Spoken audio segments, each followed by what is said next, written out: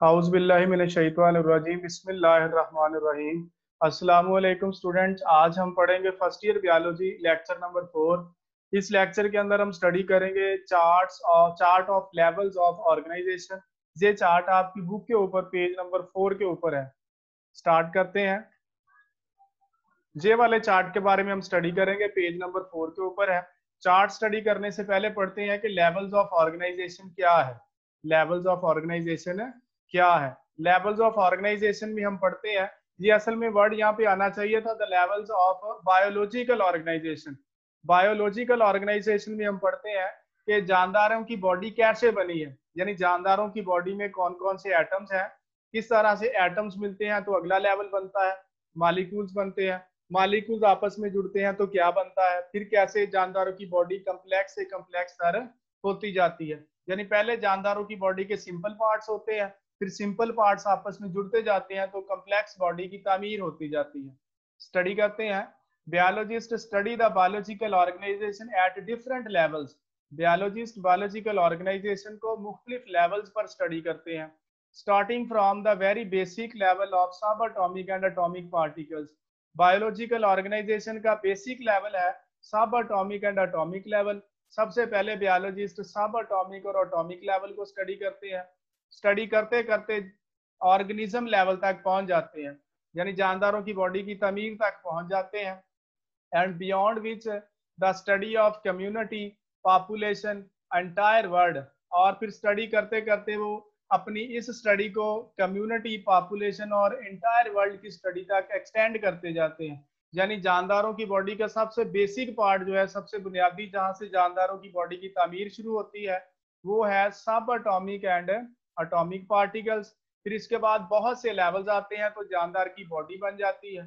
जानदार की बॉडी बनने के बाद भी बायोलॉजिस्ट अपनी स्टडी को कम्युनिटी, पॉपुलेशन और एंटायर लिविंग वर्ल्ड तक एक्सटेंड करते हैं। Biological organisation can be divided into following levels. Biological organisation को दर्जा झेल लेवल में डिवाइड किया जाता है। बायोलॉजिकल ऑर्गेनाइजेशन के लेवल्स कौन कौन से हैं? सब atomic and atomic level, molecular level, organelle and cell level, tissue level, organ and organ system level, and individual level. The study of community, population and entire living world are also included in the levels of organization. यानी community की study को भी biological organisation में शामिल किया जाता है, population की स्टडी को और एंटायर लिविंग वर्ल्ड की स्टडी को भी बायोलॉजिकल ऑर्गेनाइजेशन के लेवल्स में शामिल किया जाता है। तो चार्ट स्टडी करते हैं, क्योंकि हमने बात की है कि हम पहले बुक रीडिंग किया करेंगे, तो बुक रीडिंग चार्ट जो है पेज नंबर 4 के ऊपर उसको स्टार्ट करते हैं। ये वाला चार्ट जो है आपने नीचे से स्टार्ट करना है पढ़ना, नीचे से इसकी रीडिंग स्टार्ट करेंगे इस पॉइंट से। ये जो नीचे लिखा है सब एटॉमिक एंड सब एटॉमिक पार्टिकल्स, क्योंकि जानदारों की बॉडी में सबसे जो छोटी चीज है वो सब एटॉमिक पार्टिकल्स हैं। तो सब एटॉमिक पार्टिकल्स कौन कौन से हैं? सब एटॉमिक पार्टिकल्स की डेफिनेशन आपके सामने चार्ट के अंदर नजर आ रही है। Particles that make up an atom are called subatomic particles. वो पार्टिकल्स जो एक एटम बनाते हैं, उन पार्टिकल्स को सब एटॉमिक पार्टिकल्स कहा जाता है। आप अपनी मिडल की क्लासेस में, मैट्रिक की क्लासेस में पढ़ चुके हैं कि सब एटॉमिक पार्टिकल्स कौन कौन से होते हैं। मिसाल के तौर पर 3 सब एटॉमिक पार्टिकल्स का जिक्र है, प्रोटॉन, न्यूट्रॉन एंड इलेक्ट्रॉन। सब एटॉमिक पार्टिकल्स है जब आपस में जुड़ते हैं, इन सब एटॉमिक पार्टिकल से बनता है एटॉमिक लेवल, यानी एटम्स बनते हैं, यानी atoms are made up of subatomic particles. Atom क्या है? The smallest particle of an element that retains the properties of that element. किसी एलिमेंट का सबसे छोटा जर्रा जिसके अंदर उस एलिमेंट की तमाम खसूसियात पाई जाती हैं, वो एटम कहलाता है। The smallest particle of an element, किसी एलिमेंट का सबसे छोटा जर्रा, दैट रिटेन्स जो रखता है the properties of that element, जिसमें उस एलिमेंट की प्रॉपर्टीज पाई जाती हैं। आगे डायग्राम के अंदर आपको कुछ एटम्स दिखाई दे रहे होंगे, मिसाल के तौर पर hydrogen, carbon, nitrogen and oxygen. ये वाले एटम्स हैं। ये वाले एटम्स जानदारों की बॉडी में पाए जाते हैं, आपस में जुड़ते हैं तो बायोलॉजिकल ऑर्गेनाइजेशन का अगला लेवल बनाते हैं। एटम्स जब आपस में जुड़ते हैं तो बनते हैं micro molecules and macro molecules. इन तमाम लेवल्स की डिटेल बाद में पढ़ेंगे, पहले जस्ट हम रीडिंग करेंगे। Macromolecule and micromolecules a combination of atoms, यानी जब एटम्स आपस में जुड़ते हैं तो क्या बनते हैं, मॉलिक्यूल्स बनते हैं। मॉलिक्यूल्स दो तरह के होते हैं, micro molecules and macro molecules. इनके बारे में हम अगले लेक्चर में पढ़ेंगे। तो जानदारों की बॉडी में कौन कौन से मॉलिक्यूल्स पाए जाते हैं, तो चंद मॉलिक्यूल्स का जिक्र है। वाटर है जिसके अंदर 3 एटम्स पाए जाते हैं। मिसाल के तौर पर आपने फार्मूला H2O पढ़ा होगा वाटर का, इसके अंदर 2 हाइड्रोजन एटम और 1 ऑक्सीजन का एटम होता है। आगे ग्लूकोज एक मालिक्यूल है जो जानदारों की बॉडी में पाया जाता है। DNA है मालिक्यूल जो जानदारों की बॉडी में पाया जाता है। ये मालिक्यूल्स जब आपस में जुड़ते हैं तो ऑर्गेनाइजेशन का अगला लेवल बनता है जिसे बोलते हैं organelle level. What is organelle? a structure within a cell that performs a specific function। Cell के अंदर पाई जाने वाली ऐसी साख्त जो अपना स्पेसिफिक काम करती है वो ऑर्गेनेली कहलाती है। तो यहाँ पर हम ऑर्गेनेली को यूं भी कह सकते हैं कि सेल के हिस्से जो सेल के अंदर पाए जाते हैं, सेल के उन हिस्सों को ऑर्गेनेली कहा जाता है। सेल के अंदर सेल के कौन कौन से हिस्से होते हैं? फॉर एग्जाम्पल माइटोकॉन्ड्रिया होता है जो कि रेस्पिरेशन का काम करता है, एनर्जी प्रोड्यूस करता है। क्लोरोप्लास्ट है जो कि पौधों के अंदर पाया जाता है, पौधों के सेल में होता है और फोटोसिंथेसिस का प्रोसेस करता है। न्यूक्लियस तमाम सेल्स के अंदर पाया जाता है जिसमें DNA होता है जो जानदारों की बॉडी में होने वाले कैरेक्टरिस्टिक्स के लिए इंस्ट्रक्शंस रखता है। अब ऑर्गेनेली, जब ऑर्गेनेलीज आपस में जुड़ेंगी तो क्या बनता है? सेल बनता है। सेल क्या होता है? The unit of life. Unit of life यानी जिंदगी की इकाई है। यानी सेल्स आपस में जुड़ते हैं तो एक जानदार की बॉडी बनती है। तो एग्जाम्पल पूछी जा सकती है कि किसी सेल की एग्जाम्पल बताएं। तो यहाँ पर आपको सामने एक नर्व सेल दिखाया गया है। 8th क्लास में और 10th क्लास में आपने पढ़ा है नर्व सेल्स। नर्व सेल्स कहाँ पर पाए जाते हैं? ये हमारे ब्रेन के अंदर पाए जाते हैं, स्पाइनल कॉर्ड के अंदर पाए जाते हैं। ये बॉडी के अंदर इंफॉर्मेशन को एक जगह से दूसरी जगह लेके जाते हैं। जब सेल्स आपस में जुड़ते हैं तो टिश्यू बनता है। सेल्स आपस में जुड़ते हैं तो क्या बनता है? टिश्यू बनता है।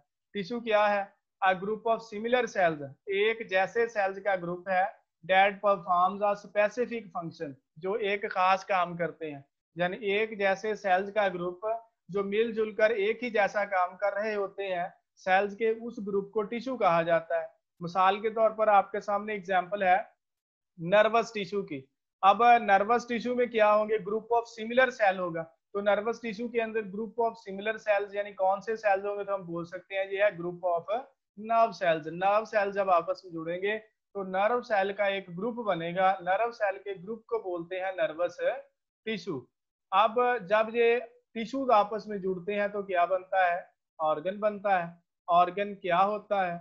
A structure normally composed of several tissue types that form a part functional unit। A structure normally composed of several tissues। Organ एक ऐसी स्ट्रक्चर होती है जो बहुत से टिश्यू से बनी होती है। That form a functional unit, जो बॉडी का ऐसा पार्ट बनाते हैं जो फंक्शनल यूनिट होता है, जो बॉडी के अंदर कोई ना कोई फंक्शन परफॉर्म करता है। यानी ऑर्गन क्या है? Organ is a group of tissues. Organ tissues का एक ग्रुप होता है। ये था चार्ट का आधा हिस्सा। अब बाकी जो आधा हिस्सा रह गया उसे स्टडी करते हैं। नेक्स्ट है हमारे पास इसका सेकंड पार्ट। ये भी हम नीचे से स्टार्ट करेंगे, बेसिक लेवल से स्टार्ट करेंगे। बेसिक लेवल हमने पढ़ लिए थे, सब एटॉमिक पार्टिकल से शुरू हुए थे। और चार्ट का बाकी आधा हिस्सा जो है हम इधर से शुरू करेंगे, लास्ट से नीचे से। ऑर्गन सिस्टम हमने पीछे बात की थी हमने ऑर्गन की। ऑर्गन के बाद आता है हमारे पास organ system. Organ system, organ system कैसे बनता है? 2 or more organs working together, जब 2 या 2 से ज्यादा ऑर्गन्स आपस में मिलकर काम करते हैं in execution of a specific body function, body का कोई खास काम करने के लिए, तो वो बना देते हैं ऑर्गन सिस्टम। यानी मुख्तलिफ ऑर्गन्स आपस में मिलते हैं तो बॉडी के अंदर एक सिस्टम बनता है, वो सिस्टम ऑर्गन सिस्टम कहलाता है। ऑर्गन सिस्टम्स, हम बहुत से ऑर्गन सिस्टम्स के बारे में पढ़ चुके हैं, जैसा कि आपने पढ़ा हुआ है nervous system, digestive system, excretory system, respiratory system. तो यहाँ पर हमारे पास जो एग्जांपल है वो है नर्वस सिस्टम की, क्योंकि हम पीछे बात करके हैं नर्वस टिश्यू की। तो नर्वस टिश्यू जब आपस में जुड़ते हैं, नर्वस टिश्यू आपस में मिलकर कौन सा सिस्टम बनाते हैं? नर्वस सिस्टम बनाते हैं। ये नर्वस सिस्टम बॉडी के अंदर है, कंडक्शन ऑफ नर्व इम्पल्सिस को कंट्रोल करता है। नर्व इम्पल्सिस क्या होती है? हमारी बॉडी के एक हिस्से से दूसरे हिस्से तक जो मैसेजेस चलते हैं, जो पैगामात चलते हैं, उन पैगामात को नर्व इम्पल्सिस कहा जाता है। इन नर्व इम्पल्सिस को एक जगह से दूसरी जगह पहुंचाने का जिम्मेदार कौन है? वो है नर्वस सिस्टम। अब बहुत से इस तरह के ऑर्गन सिस्टम्स आपस में जुड़ते हैं तो एक मल्टी सेलुलर ऑर्गेनिज्म बनता है, एक ज्यादा सेल वाला ऑर्गेनिज्म बनता है। जहां पर मल्टी सेलुलर ऑर्गेनिज्म की डेफिनेशन है, what do you know about multi cellular organisms? An individual living thing composed of many cells. एक ऐसा इंडिविजुअल जो जिंदा हो और बहुत से सेल से मिलकर बना हो, वो मल्टी सेलुलर ऑर्गेनिज्म कहलाता है। यानी ऐसे जानदार जो बहुत से सेल से मिलकर बने होते हैं, वो मल्टी सेलुलर ऑर्गेनिजम्स कहलाते हैं।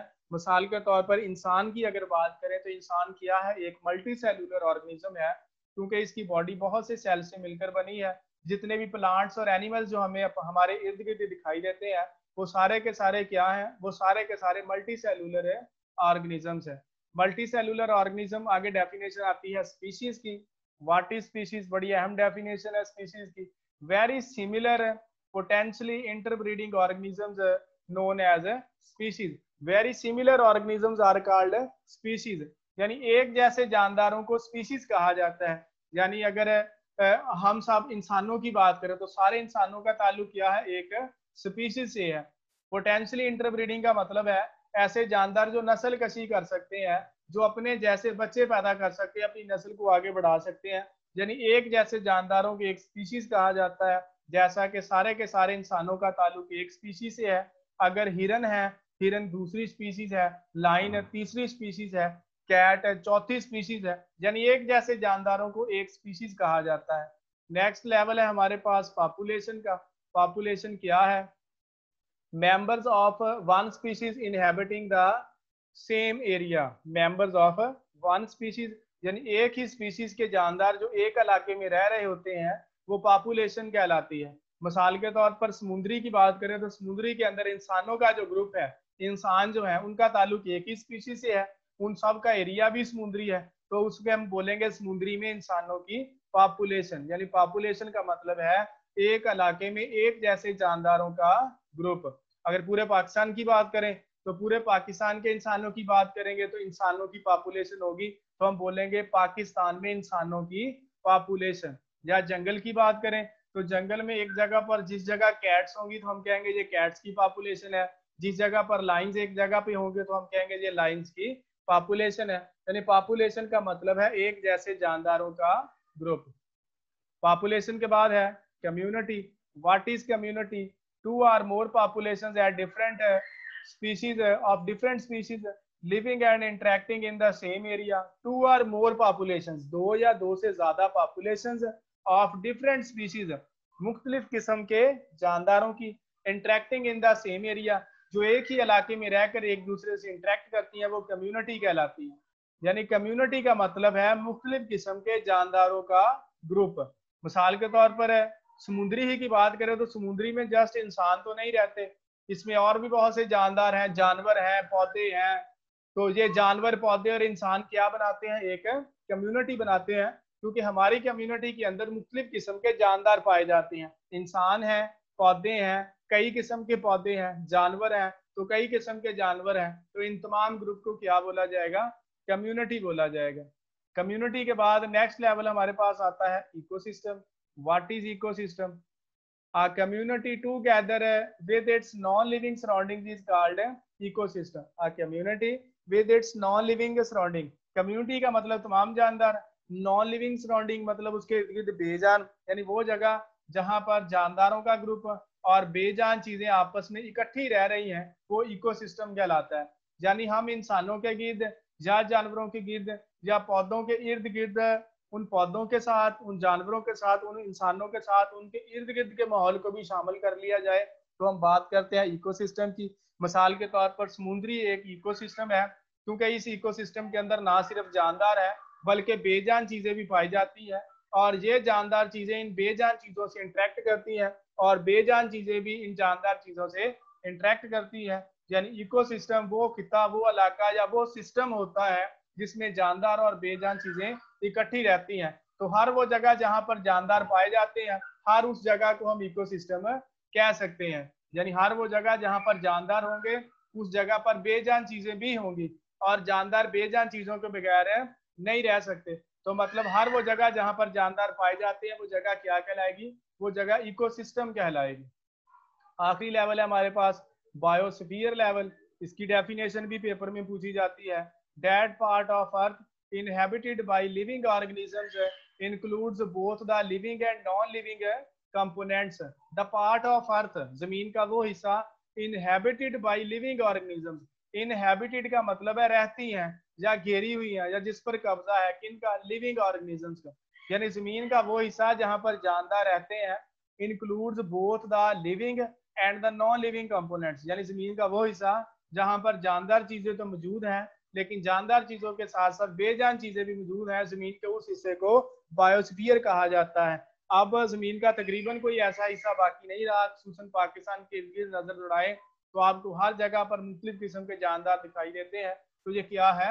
ये बायोस्फीयर है। यानी जमीन का हर वो हिस्सा जहां पर हमें जानदार दिखाई देते हैं या जहां पर जानदार रहते हैं, वो जगह क्या कहलाती है? वो बायोस्फीयर कहलाती है। ये थे सारे लेवल्स हैं। ये बुक रीडिंग थी, हमने इनका तर्जमा किया। अब इनको थोड़ा बहुत समझने की कोशिश करते हैं। इन सब की जो शॉर्ट डेफिनेशंस हैं, ये आपने इसी चार्ट से करनी है। सिर्फ मैं जस्ट समझाने के लिए नेक्स्ट स्लाइड्स पे जा रहा हूँ। डेफिनेशंस ना आपने यहीं से याद करनी है। पहला लेवल हमने स्टडी किया था सब एटॉमिक पार्टिकल्स। सब एटॉमिक पार्टिकल्स ऐसे पार्टिकल्स होते हैं जिनसे एटम बना होता है। यानी अगर कोई हमसे पूछे कि हमारी बॉडी का बुनियादी यूनिट क्या है, तो हम आमतौर पर बोलते हैं सेल।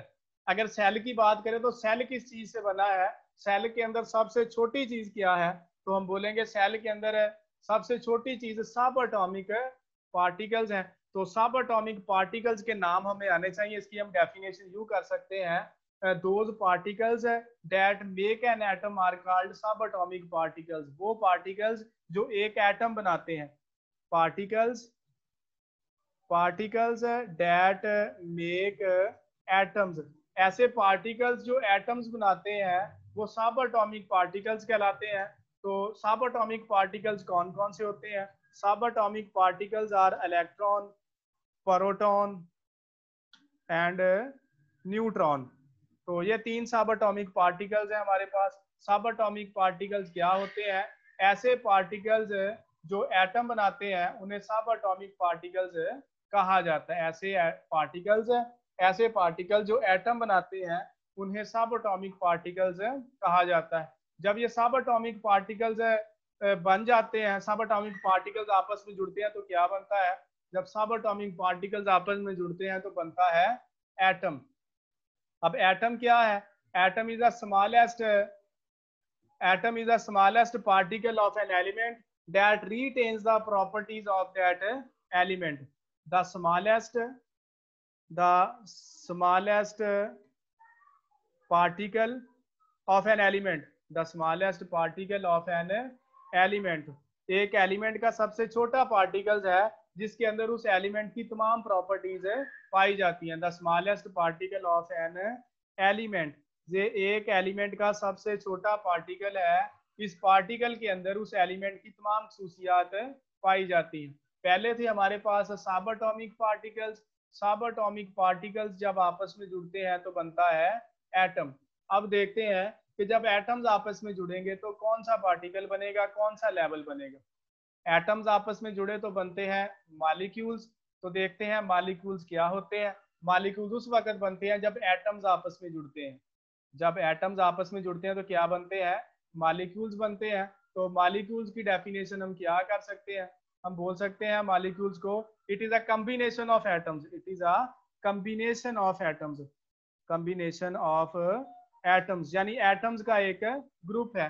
जब एटम्स आपस में जुड़े तो क्या बन गया हमारे पास? मॉलिक्यूल्स बन गए।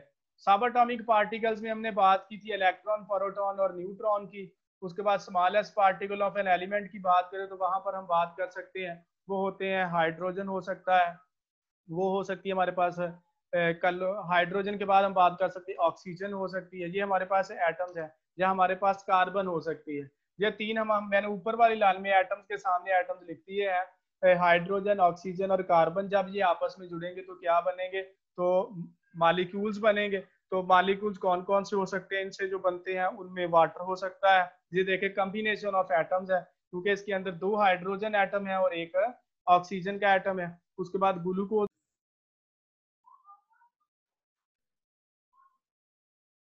बात कर रहे थे मालिक्यूल्स की, तो मालिक्यूल्स हमारे पास क्या है, combination of atoms. Combination of atoms यानी एटम्स का ग्रुप मालिक्यूल कहलाता है। तो चंद मालिक्यूल्स की एग्जांपल दें तो हम उनमें बोल सकते हैं H2O वाटर, उसके बाद हम बोल सकते हैं ग्लूकोज C6, H12O6। ये देखिए आपको नजर आ रहे कॉम्बिनेशन ऑफ एटम्स यानी मुख्तलिफ एटम्स है। जैसा कि पानी के अंदर H2O यानी हाइड्रोजन के 2 एटम्स और एक ऑक्सीजन का एटम, ग्लूकोज के अंदर 6 कार्बन के एटम, 12 हाइड्रोजन एटम और 6 फिर ऑक्सीजन के एटम, यानी combination of atom is called molecule. Molecules की टाइप्स हम पढ़ेंगे, माइक्रो मालिक्यूल्स और मैक्रो मालिक्यूल नेक्स्ट लेक्चर में इंशाल्लाह। नेक्स्ट मालिक्यूल्स के बाद नेक्स्ट लेवल हमारे पास आता है, मालिक्यूल्स जब आपस में जुड़ते हैं तो बनते हैं ऑर्गेनेली। ऑर्गेनेली यहाँ पर हम यू लिख सकते हैं parts of cell. Parts of cell, parts of cell, cell के वो हिस्से जो सेल के अंदर पाए जाते हैं वो ऑर्गेनेलीज कहलाते हैं। मिसाल के तौर पर माइटोकॉन्ड्रिया का नाम आपने पिछली क्लासेस में पढ़ा होगा, माइटोकॉन्ड्रिया है। उसके बाद आपने न्यूक्लियस का नाम सुना होगा, क्लोरोप्लास्ट, राइबोसोम्स वगैरह। यानी सेल के ये वो वाले हिस्से हैं जो सेल के अंदर पाए जाते हैं और सेल के अंदर स्पेसिफिक काम करते हैं। यानी ऑर्गेनेलिज क्या है, सेल के वो हिस्से जो सेल के अंदर स्पेसिफिक काम करते हैं वो ऑर्गेनेलिज कहलाते हैं। जब ऑर्गेनेलिज आपस में जुड़ते हैं तो सेल बनता है। सेल क्या है, cell is a unit of life. Cell unit of life है, यूनिट ऑफ लाइफ। यानी हम यूनिट ऑफ लाइफ इसलिए कहा जाता है क्योंकि all living organisms are made up of cells. तमाम जानदार सेल से मिलकर बने होते हैं, इसलिए सेल को बोलते हैं यूनिट ऑफ लाइफ। तो चार सेल की एग्जांपल्स हमारे पास हो सकती हैं। नर्व सेल जो बुक के अंदर हमने स्टडी की थी वो है नर्व सेल। नर्व सेल्स क्या करते हैं, हमारे दिमाग के अंदर पाए जाते हैं और हमारी पूरी बॉडी के अंदर इंफॉर्मेशन को सेंड करते हैं या इंफॉर्मेशन को भेजते हैं। यानी इनका काम पूरी बॉडी के अंदर मालूमात को एक जगह से दूसरी जगह पहुंचाना होता है। जब सेल्स आपस में जुड़ते हैं तो टिश्यू बनता है। टिश्यू क्या है, tissue is a group of similar sales that perform the same function. Tissue क्या है, group of similar sales, group of similar sales, एक जैसे सेल्स का ग्रुप है। ये सेल्स क्या करती हैं, परफॉर्म सिमिलर फंक्शन, जो एक ही जैसा काम कर रहे होते हैं। सेल के इस ग्रुप को टिश्यू कहा जाता है। यानी सेल्स का ग्रुप टिश्यू कहलाता है। Group of similar cells performing similar function is known as tissue. जब टिश्यूज आपस में जुड़ते हैं तो बनता है ऑर्गन बनता है। हमारे बॉडी पार्ट्स को ऑर्गन कहा जाता है, जैसा कि स्टोमक, ब्रेन, हार्ट, किडनीज, यानी जिस्म के हिस्सों को ऑर्गन्स कहा जाता है। ऑर्गन्स किस वक्त बनते हैं, जब टिश्यूज आपस में जुड़ते हैं। तो हम यहाँ पर बोल सकते हैं combination of tissues, combination of tissues. मुख्तलिफ टिश्यूज का कॉम्बिनेशन क्या कहलाता है, ऑर्गन कहलाता है। हमारी बॉडी के अंदर कौन कौन सी ऑर्गन्स पाए जाते हैं, हमारी बॉडी के अंदर स्टोमक होता है। हमारी बॉडी में क्या है, स्टोमक है, स्टोमक एक ऑर्गन है, किडनी भी ऑर्गन है, ब्रेन भी ऑर्गन है। यानी हमारी बॉडी के अंदर जो बॉडी के हिस्से पाए जाते हैं उन हिस्सों को ऑर्गन्स कहा जाता है। ऑर्गन्स हमारी बॉडी में स्पेसिफिक काम करते हैं। नेक्स्ट हमारे पास है लेवल है ऑर्गन सिस्टम लेवल। जब ऑर्गन्स आपस में जुड़ते हैं तो ऑर्गन सिस्टम लेवल बनता है। तो देखते हैं ऑर्गन सिस्टम लेवल क्या होता है। Combination of organs is known as organ system. यानी जब वो मुख्तलिफ ऑर्गन्स आपस में जुड़ते हैं तो वो ऑर्गन सिस्टम बनाते हैं। ऑर्गन सिस्टम की एग्जांपल हम पिछली क्लासेस में पढ़ चुके हैं। डाइजेस्टिव सिस्टम है, डाइजेस्टिव सिस्टम मुख्तलिफ ऑर्गन से बना होता है। डाइजेस्टिव सिस्टम में पाए जाने वाले मुख्तलिफ ऑर्गन्स भी होगा, oral cavity, oesophagus, stomach, small intestine, large intestine वगैरह। उसके बाद respiratory system, nervous system, excretory system, urinary system, ये सारे क्या हैं, ये ऑर्गन सिस्टम है। ये हमने आधा चार्ट स्टडी कर लिया है। तो यहाँ पर थोड़ा देखें, जब सब एटॉमिक पार्टिकल्स आपस में जुड़े थे तो उन्होंने एटम बनाया था। एटम का कॉम्बिनेशन मॉलिक्यूल कहलाता है, मॉलिक्यूल का कॉम्बिनेशन ऑर्गेनेली कहलाता है, ऑर्गेनेली का कॉम्बिनेशन सेल, सेल का कॉम्बिनेशन एटम, ऑर्गन, ऑर्गन का कॉम्बिनेशन आगे कहलाएगा ऑर्गन सिस्टम। यानी इस तरह से जानदार की बॉडी जब सब एटॉमिक पार्टिकल से स्टार्ट हुई थी तो बॉडी सिंपल थी, लेकिन जैसे जैसे हम आगे की जानब चलते जाते हैं जानदार की बॉडी क्या होती जाती है, कॉम्प्लेक्स से कॉम्प्लेक्स तर होती जाती है। यानी सबसे जो स्मॉलेस्ट सिंपल है वो सब एटॉमिक पार्टिकल्स है, फिर कॉम्प्लेक्स होती गई तो हम चले गए ऑर्गन सिस्टम लेवल तक। अब देखते हैं कि जब ऑर्गन सिस्टम्स आपस में जुड़ते हैं तो बॉडी का कौन सा पार्ट बनता है। देखते हैं, ऑर्गन सिस्टम्स आपस में जुड़े तो ऑर्गेनिज्म बना। ऑर्गेनिज्म बोलते हैं एक जानदार को, एक इंडिविजुअल को। एक लिविंग ऑर्गेनिज्म को क्या बोला जाता है, एक लिविंग ऑर्गेनिज्म को एक इंडिविजुअल बोला जाता है। जैसा कि एक इंसान, एक मैन जो है वो क्या है, एक इंडिविजुअल है। एक डॉग क्या है, वो एक इंडिविजुअल है। यानी एक जानदार एक इंडिविजुअल कहलाता है। इस इंडिविजुअल के अंदर तमाम ऑर्गन्स, तमाम ऑर्गन सिस्टम्स, टिश्यूज, सेल्स, सब एटॉमिक पार्टिकल्स, मॉलिक्यूल्स वगैरह मौजूद होते हैं। ऑर्गेनिज्म तक हमारी एक जानदार की लेवल ऑफ ऑर्गेनाइजेशन पूरी हो चुकी है। अब हम देखते हैं कि जब ये ऑर्गन्स आपस में मिलते हैं तो क्या बनता है। ऑर्गन के आगे कौन सा लेवल पढ़ते हैं, देखते हैं। ऑर्गेनिज्म के आगे हम पढ़ते हैं स्पीशीज। स्पीशीज बोलते हैं सिमिलर ऑर्गेनिज्म को, एक जैसे जानदारों को स्पीशीज कहा जाता है। सिमिलर ऑर्गेनिजम्स, एक जैसे जानदार क्या कहलाते हैं, एक स्पीशीज कहलाते हैं।